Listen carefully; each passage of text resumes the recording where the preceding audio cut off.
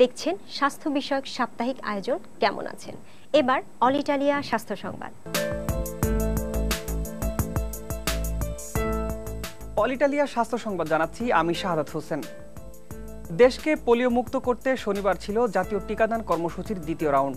এবার ৫ বছরের কম বয়সী ২,২০,০০,০০০ শিশুকে ২ ফোঁটা করে পোলিও টিকা খাওয়ানোর কর্মসূচি নেওয়া হয়েছে। এদের মধ্যে ২ থেকে ৫ বছর বয়সী ১,৮০,০০,০০০ শিশুর জন্য রয়েছে কৃমিনাশক ট্যাবলেট। সারা দেশে ১,৪০,০০০ টিকা কেন্দ্র এবং ২০,০০০ ভ্রাম্যমাণ স্বাস্থ্য কেন্দ্রের মাধ্যমে শিশুদের টিকা ও কৃমিনাশক ট্যাবলেট খাওয়ানো শুরু হয়।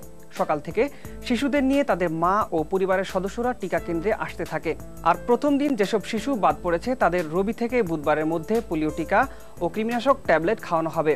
এর আগে গত ৭ জানুয়ারি জাতীয় টিকাদান কর্মসূচির প্রথম রাউন্ডে পোলিও টিকা ও ভিটামিন এ ক্যাপসুল খাওয়ানো হয়। দেশের রোগীরা এখন থেকে সরাসরি যুক্তরাষ্ট্রের চিকিৎসকের পরামর্শ নিতে পারবেন। টেলিমেডিসিনের মাধ্যমে এই সেবা নেওয়া যাবে বাংলাদেশের যে কোনো জায়গা থেকে। মার্কিন প্রেসিডেন্ট বারাক ওবামার সাবেক স্বাস্থ্য বিষয়ক উপদেষ্টা লরা গুড ডেভারেক্স বৃহস্পতিবার রাতে সিলেটে এক অনুষ্ঠানে রিমোট কন্ট্রোল টেলিমেডিসিন মেশিনের কার্যকারিতা তুলে ধরেন। হেলথপ্যাথ ইন্টারন্যাশনাল নামে একটি সংস্থা এই অনুষ্ঠানের আয়োজন করে। লরা গুড জানান, মাত্র ১ থেকে ১,৫০০ টাকা খরচে গ্রামীণ এলাকার রোগীরা এর সাহায্যে জানতে পারবেন তার শরীরে কি কি সমস্যা রয়েছে। ডায়াবেটিস গর্ভবতী মায়েদের বিকলাঙ্গ শিশু জন্মদানের সম্ভাবনাকে বাড়িয়ে দেয়। সম্প্রতি যুক্তরাজ্যে পরিচালিত এক গবেষণায় উঠে এসেছে এই তথ্য। নিউ ক্যাসেল বিশ্ববিদ্যালয়ের একদল গবেষক ৪ লাখেরও বেশি সন্তান সম্ভবা নারীর উপর গবেষণা চালিয়ে এই ফলাফল পেয়েছেন।